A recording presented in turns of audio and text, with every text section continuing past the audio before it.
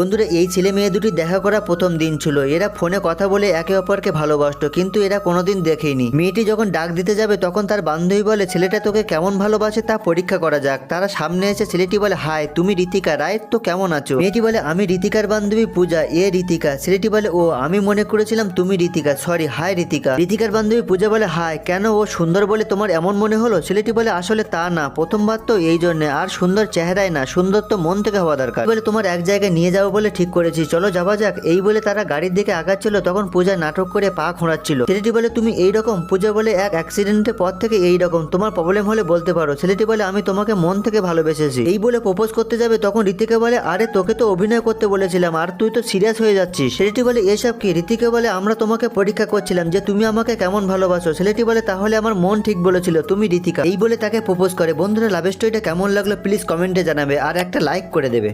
বন্ধুরা এই ছেলে মেয়ে